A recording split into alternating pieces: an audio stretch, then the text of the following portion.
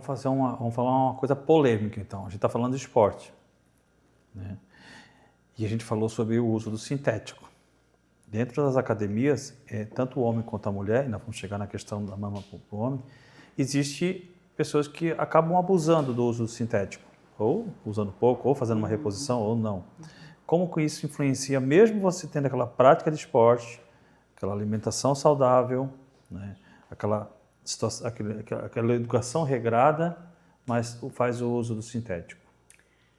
Então, o hormônio que se fala e que se estuda, né, é o hormônio, o estrogênio e a progesterona, que não seriam os hormônios anabolizantes, né, como a testosterona, como a oxandrolona e outros derivados sintéticos da testosterona.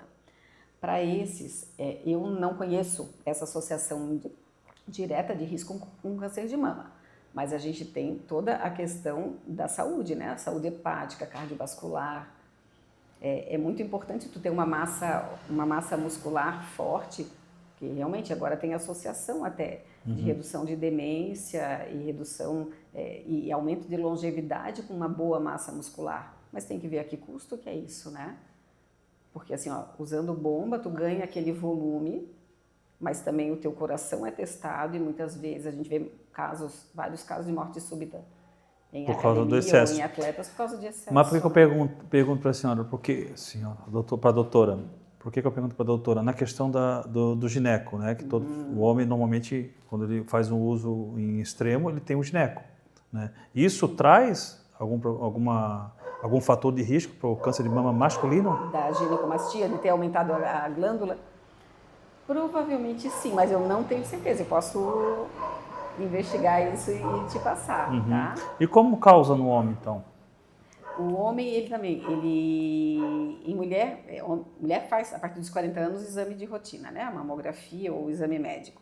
Nos homens, normalmente, quando eles percebem, é por um nódulo palpável, porque quando está tendo o aumento da mama, né, normalmente aumentam as duas e ficam sensíveis. Quando tem algum nódulo, normalmente é uma só que aumenta. E esse aumento é doloroso. Algumas vezes tem retração do mamilo, o biquinho entra. Às vezes sai sangue pelo mamilo. Olha.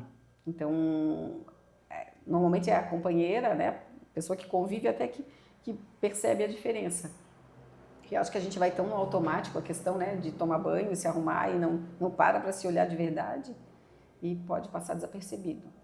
Então, homens que têm o histórico da família, né, com câncer de mama feminino, eles devem sim ter um cuidado maior também no cuidado das mamas. Mas não é recomendado para homens mamografia ou ultrassom de rotina, só quando tem algum nódulo mesmo. Vamos ver se a senhora consegue me responder essa pergunta. Não sei se é da sua área. Eu não tenho histórico na minha família de câncer de mama, mas eu tenho histórico na minha família de câncer do pâncreas, né, mas é num parte de sangue, seria meu tio, meu padrinho, mas ele não é de sangue, que é foi do reto, né? Isso, foi do reto, foi na próstata, né? Tem alguma possibilidade esse do pâncreas? Tem. Quando a gente fala da mama, a gente fala principalmente de dois genes, o BRCA1 e o BRCA2, que eles estão associados com câncer de mama e ovário e algumas vezes endométrio, mas câncer de mama e ovário. E existem outros grupos de genes que estão associados com algumas síndromes. Aqui no sul, a gente tem um gene, que é o P53, que ele está mais associado. Ele está associado com câncer de mama, de ovário, de intestino e de aparelho digestivo em geral. Então, famílias que têm essa mutação têm que fazer exame de rotina. Então, eu teria que estar fazendo esse exame de rotina, porque a minha mãe veio a falecer com câncer de pâncreas, né? Foi através do pâncreas, né? Daí é legal investigar. Então, fazer pelo menos uma vez por ano um ultrassom do abdômen. Nos exames de sangue também verificar as enzimas pancreáticas, né? Mas normalmente o ultrassom já dá uma boa... Dá uma ideia. Dá uma ideia, tá? Muito bem, isso é importante. O homem normalmente é uma pessoa mais relaxada para isso, né? A taxa de mortalidade foi de 12 óbitos por 100 mil mulheres no sul e no sudeste. Então, também aumento dos óbitos, né? Isso. A incidência até aqui no Brasil é de mais ou menos 66 casos para cada 100 mil mulheres. E morte, daí se morre menos do que se tem diagnóstico, né? Porque os tratamentos estão sendo cada vez mais eficazes. E as campanhas também, elas motivam bastante o cuidado. Só que muitas vezes a gente vê que essa navegação da paciente que tem uma suspeita, ela é complexa, conforme o município que ela more, o estado que ela more, é complicado. Complicado. O SUS está conseguindo cobrir toda essa... Então, aqui Santa Catarina é um estado bem privilegiado nesse quesito, né? Eu trabalhei até 2020 na Carmela Dutra, que é um hospital de referência em saúde da mulher aqui no estado. É um hospital estadual, então a gente atendia mulheres do estado inteiro. O que se tinha, assim, ó, se tu moras no interior, vou citar interior de Xanxerê, que tem uma cidade, tem mastologistas e tem um outro polo grande que é Chapecó, mas eventualmente a pessoa palpou, teve um diagnóstico de um nódulo de mama que precisava ser esclarecido. Então ela precisava fazer uma mamografia, ela tem que ir para uma cidade maior ou nas campanhas, existem campanhas feitas pelo SESI, também tem um caminhão da mamografia que é itinerante, que faz exame nas pessoas. Tem uma suspeita ali, ela precisa ser encaminhada para uma biópsia. E biópsias quanto mais complexo o exame, menor quantidade de equipamentos tem, menos profissionais habilitados tem, e o funil vai fechando, né? Sim. Mas até teve um trabalho que foi feito lá dentro do ambulatório da maternidade, que teve uma época que levava 5 meses entre a pessoa palpar o nódulo e chegar a ter o diagnóstico do câncer. O SUS, ele garante que a partir do diagnóstico tu tens até 60 dias para ter o tratamento. Só que se de repente levou 5 ou 6 meses para chegar, o nódulo já pode ter crescido bastante. O ideal seria que fosse tudo muito mais rápido. Só que existem muitas dificuldades financeiras. O ideal seria, né? Mas existe realmente dificuldades, né? Que é batido, rebatido, mas não é só na questão do câncer, né? Na questão de toda a área da saúde, né? É bem precária, né? Mas como a doutora falou, no Sul a gente é um pouco privilegiado em relação ao atendimento do SUS, né? Não é tão ruim quanto o Norte e o Nordeste, né? Imagina um acesso na floresta amazônica, né? Para a pessoa chegar, o acesso a médicos são aqueles barcos. Mas mesmo assim o Sul e o Sudeste têm altos índices de histórico de câncer, né? De mama. Sim. Mesmo tendo um atendimento, um acolhimento melhor do que o Nordeste. Claro, não ganha do Nordeste que está com 90 pontos, né? Bem grande. 2023 e 2025 tem um aumento aí de 73%, uma estimativa. 73 novos casos, né? 73 mil, a estimativa é de 73 mil novos casos nesse triênio aí, né? Por ano em cada triênio. É bem grande. Conização. O que a senhora pode nos explicar sobre a conização? A conização é um procedimento feito no colo do útero quando se tem uma lesão pré-maligna. Então, assim, o câncer de colo do útero, diferente do câncer de mama, que ele é multifatorial, ele em 99% das vezes é causado pelo HPV, por um vírus. Esse vírus ele tem vários subtipos deles. Tem alguns subtipos que são mais cancerígenos e outros são mais bonzinhos, os que dão verrugas. Esse HPV, existe vacina para prevenção do HPV. Na realidade, a vacina ela não protege a pessoa de ter o vírus. Ela protege que esse vírus evolua para um câncer. Que a doença evolua para um câncer. Mas será preventiva. Após se obter o HPV, não adianta mais tomar vacina. Ainda ajuda, porque melhora a imunidade. Então, na rede pública, a gente tem essa vacina, né, disponível para meninos e meninas entre 9 e 13 anos. São 2 doses. Na rede privada, hoje, até os 45 anos. Então, se a pessoa teve uma lesão de HPV, mesmo que seja de baixo grau, ela deve fazer a vacinação. Cada vez que se muda de parceiro, tu pode te contaminar de novo com o vírus. E pode ser um vírus diferente que tu tinhas ali, então vale a pena manter essa vacinação. O HPV é a única doença sexualmente transmissível que não é prevenível com a camisinha, porque pode ter HPV em bolsa escrotal. Então, todas as outras DST, AIDS, gonorreia, sífilis, tudo protege com camisinha, mas o HPV não. HPV não. Então, é bem importante a vacinação, Causas em meninos e meninas. E causas o que causa no homem e o que causa na mulher?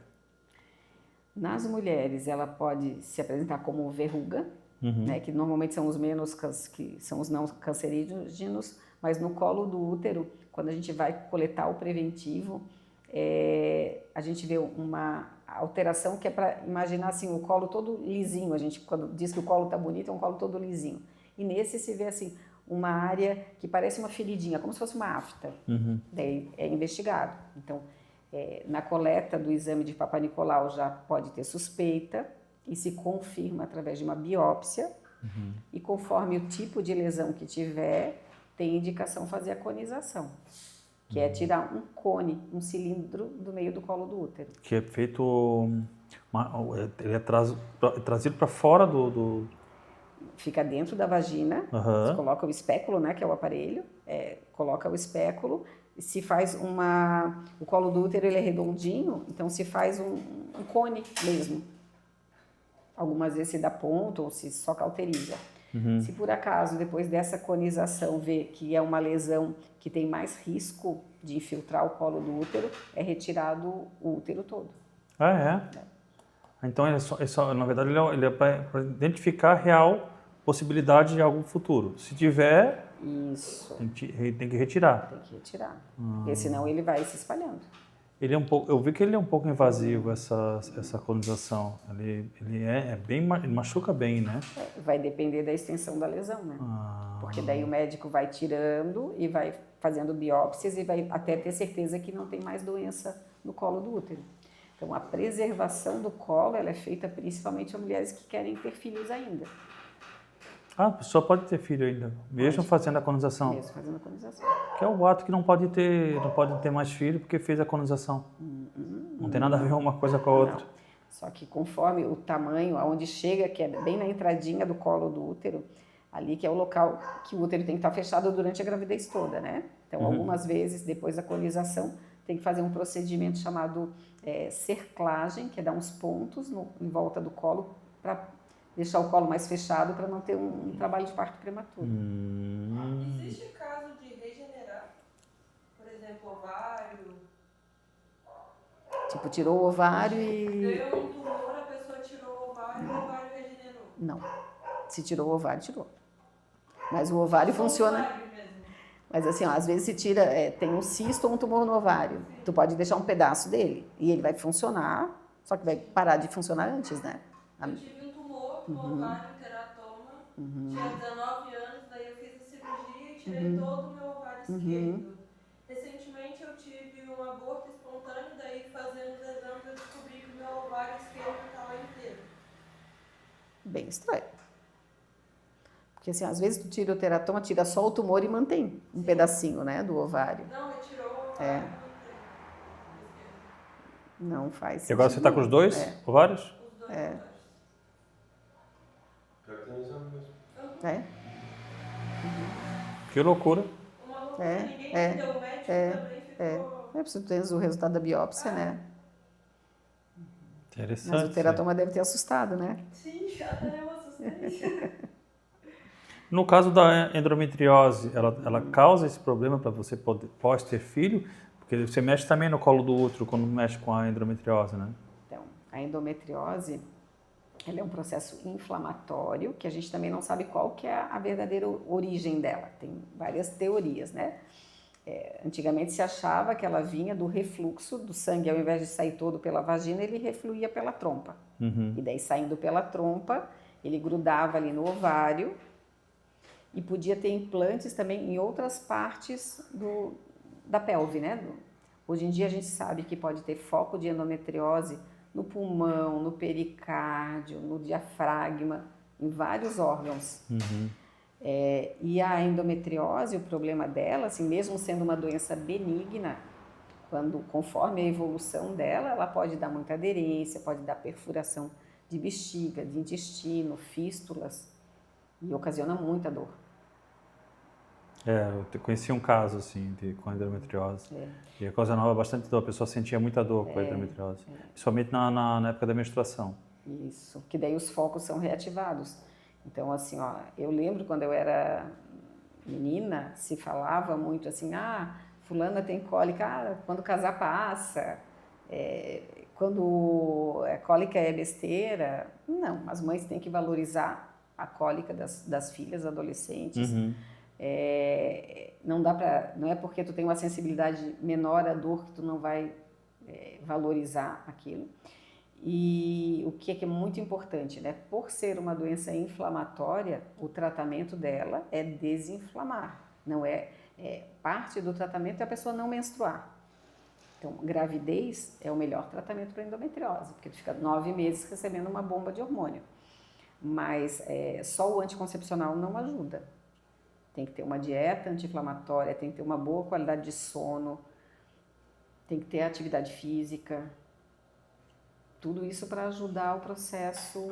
Olha a atividade física de novo. Vindo de novo, alimentação. Como é importante, física. né? Como é importante. Como é prejudicial o sedentarismo, né? A má alimentação, né? Nossa Senhora, se as pessoas soubessem, e envolvem doenças seríssimas, né? Como câncer, né? E o câncer é uma doença terrível, né? Só quem passou sabe, né?